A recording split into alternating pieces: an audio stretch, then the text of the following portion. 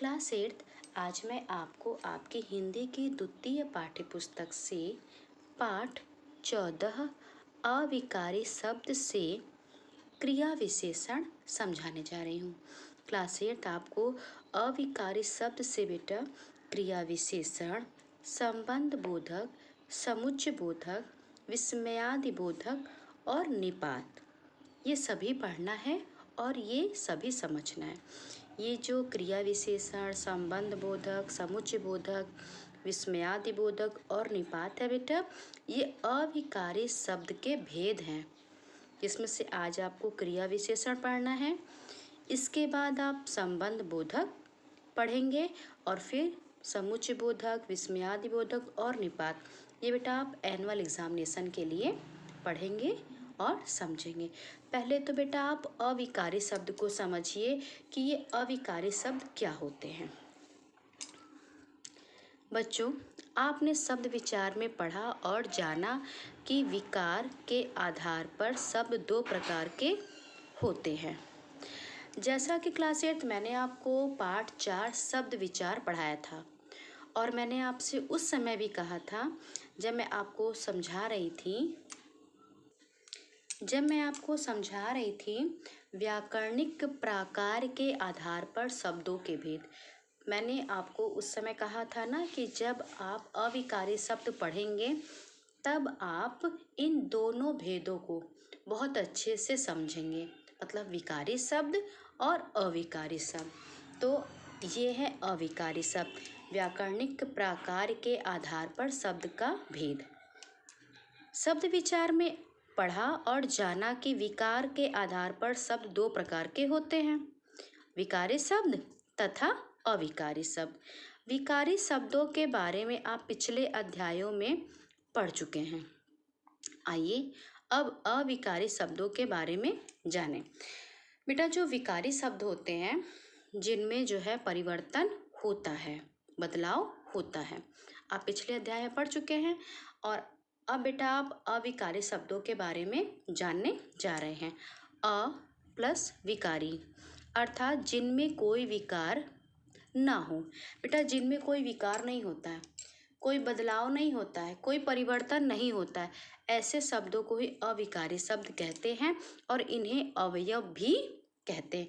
अविकारी शब्दों को बेटा अवयव भी कहा जाता है। अविकारी अवयव शब्द वे होते हैं जिनमें लिंग, वचन, काल, पुरुष आदि के कारण कोई परिवर्तन नहीं होता। ये शब्द सदा एक जैसे ही रहते हैं। अब आप समझ गए ना बेटा, अविकारी शब्दों में बेटा कोई परिवर्तन, कोई बदलाव नहीं होता है। लिंग, वचन, काल इसमें बदलाव होता है, परिवर्तन होता है, लेकिन बेटा अविकारी शब्दों में कोई परिवर्तन नहीं होता है और ये शब्द बेटा हमेशा एक जैसे ही रहते हैं। जैसे और, क्योंकि, वाह, तथा, के साथ, प्रतिदिन आदि।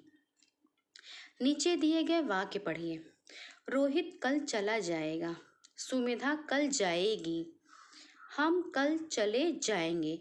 अब देखिए बेटा यहाँ पर है चला जाएगा, लिंग बदल गया, यहाँ रोहित था, यहाँ सुमेधा, जाएगी, हम कल चले जाएंगे, यहाँ वचन।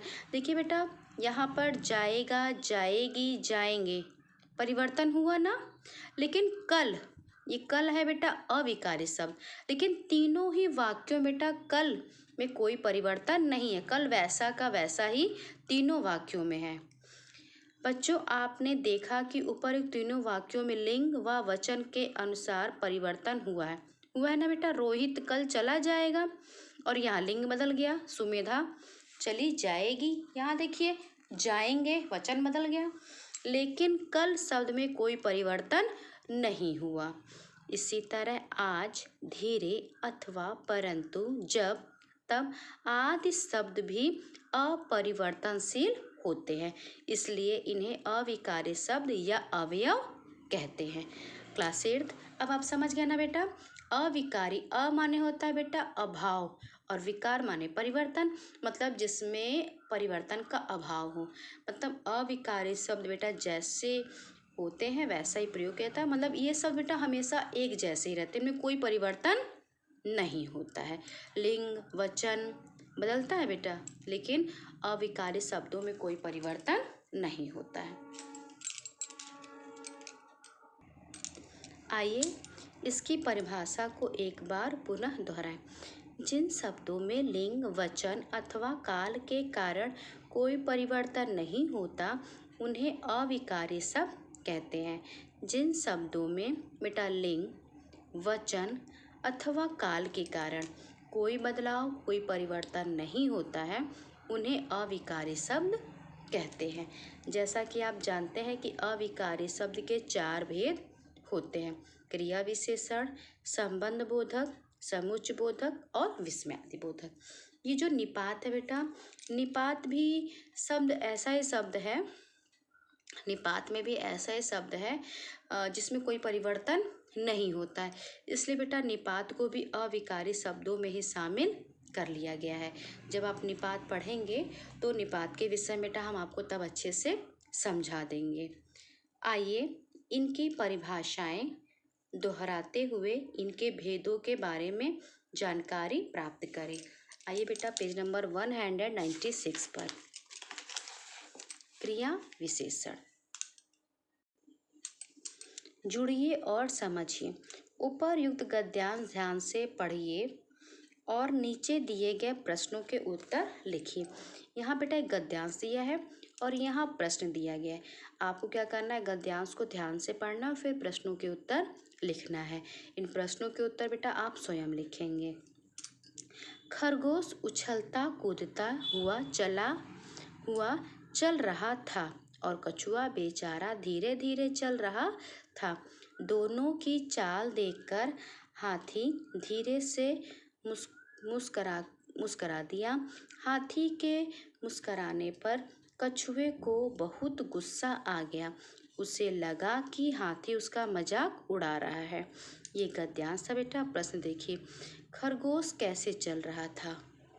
खरगोश उछलता कूदता हुआ चल रहा था। कछुए की चाल कैसी थी? कछुए की चाल बहुत धीमे धीमे थी या बहुत धीरे धीरे थी। हाथी कैसे मुस्कराया? हाथी धीरे से मुस्कुराया, धीरे से। खरगोश कैसे चल रहा था? उछलता कूदता। कछुआ की चाल कैसी थी? धीरे धीरे। कछुए को कितना गुस्सा आया? कछुए को बहुत गुस्सा आया। तो बच्चों आपने अपने उत्तर से जाना कि प्रत्येक उत्तर में किसी न किसी क्रिया की विशेषता बताई जा रही है। ये क्रिया की विशेषता बताने वाले शब्द ही क्रिया विशेषण कहलाते हैं। धीरे धीरे, उछलता कूदता, बहुत, धीरे से, ये बेटा किसी न किसी क्रिया की विशेषता बता रहे हैं, क्रिया के गुण बता रहे हैं, क्रिया की अच्छाई बता रहे हैं। यही शब्द जो बेटा क्रिया की विशेषता बताते हैं, यही शब्द क्रिया विशेषण कहलाते हैं। मतलब क्रिया की यानी काम की विशेषता बताने वाले शब्दों को ही क्रिया विशेषण कहते हैं। जो अवयव शब्द क्रिया की विशेषता बताते हैं, जो अवयव शब्द क्रिया की विशेषता बताते हैं उन्हें क्रिया विशेषण कहते हैं। जैसे अंदर, बाहर, वहाँ, उधर, अभी, सदा, दोपहर, सचमुच, अचानक, ठीक, कम, बिल्कुल, पर्याप्त आदि। क्रिया प्लस विशेषण, क्रिया की विशेषता बताने वाला। अब आप निम्नलिखित वाक्यों में रंगीन शब्दों को ध्यानपूर्वक पढ़िए। इस बार क्रिकेट टीम ने बहुत अच्छा खेला। अच्छा। मैं थोड़ा खेल लूँ। थोड़ा।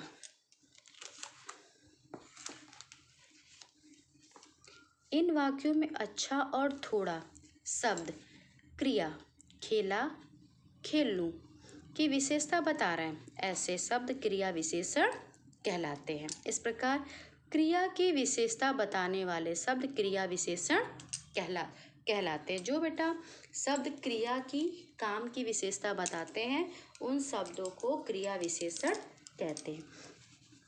क्रिया विशेषण के 4 भेद होते हैं: कालवाचक क्रिया विशेषण, स्थानवाचक क्रिया विशेषण, परिमाणवाचक क्रिया विशेषण और रीतिवाचक क्रिया विशेषण। क्रिया विशेषण के 4 भेद होते हैं। कालवाचक क्रिया विशेषण, जिस क्रिया विशेषण शब्द से क्रिया के होने के समय का पता चले। मतलब जो शब्द बेटा काम के होने का समय बताता है कि काम कब हुआ, जो ये बताए तो उन्हें कालवाचक क्रिया विशेषण कहते हैं। जैसा कि नाम से देखिए, काल माने क्या होता है? समय। तो जिस क्रिया विशेषण शब्द से बेटा किसी काम के होने का समय का पता चलता है, उसे कालवाचक क्रिया विशेषण कहते हैं। मतलब काम के होने का समय बताए। जैसे मैं रोज पढ़ता हूँ, मतलब क्या है समय? रोज। काव्या अभी गई, अभी मतलब कि अभी का समय। बच्चा रात भर रोता रहा, रात भर का मतलब पूरी रात का समय। आज बारिश होगी, मतलब आज का समय। इन वाक्यों में रोज, अभी, रात भर तथा आज क्रिया की विशेषता बता रहे हैं। आज बारिश होगी मतलब ये क्या बता रहे हैं? समय बता रहे हैं। साथ ही साथ काम की विशेषता बता रहे हैं कि बारिश आज होगी। बच्चा रात भर रोता रहा। काव्या अभी गई है। मैं रोज पढ़ता हूँ। तो कालवाचक क्रिया विशेषण का पता लगाने के लिए क्रिया के साथ कब लगाकर प्रश्न किया जाता है तथा उस प्रश्न का जो उत्तर आता है वही कालवाचक क्रिया विशेषण होता है। जैसे काव्या कब गई? अभी। बारिश कब होगी? आज। उदाहरण क्या है बेटा? कभी कभी, हमेशा, रोज, आज, अभी, सदैव, कल, लगातार, नित्य आदि। स्थानवाचक क्रिया विशेषण, ये दूसरा भेद है क्रिया विशेषण का। जिस क्रिया विशेषण से क्रिया के होने के स्थान या दिशा के बारे में पता चले उसे स्थानवाचक क्रिया विशेषण कहते हैं। इसका पता लगाने के लिए क्रिया के साथ कहाँ लगाकर प्रश्न किया जाता है। बेटा कालवाचक क्रिया विशेषण जो होता है वो काम के होने का समय बताता है, और स्थानवाचक क्रिया विशेषण बेटा काम के होने का स्थान बताता है। काम कहाँ हुआ, और इसका पता लगाने के लिए क्रिया के साथ कहाँ लगाकर प्रश्न किया जाता है। काम बाहर हुआ, काम अंदर हुआ, काम बगीचे में हुआ, काम पार्क में हुआ, काम ऊपर हुआ कि नीचे हुआ, तो क्रिया कहाँ हुई बेटा? इसी का जिस क्रिया विशेषण सबसे बेटा क्रिया के होने के स्थान या दिशा के बारे में पता चलता है उसे स्थानवाचक क्रिया विशेषण कहते हैं। जैसे तीर हिरन के आर पार निकल गया। तीर कहाँ निकल गया? आर पार। हरियाली चारों ओर फैली। हरियाली कहाँ फैली है? चारों ओर। उदाहरण, इधर उधर, वहाँ, ऊपर नीचे, दाएं बाएं, आस पास, पास, दूर, आगे पीछे आदि। अब आइए पेज नंबर 198 पर।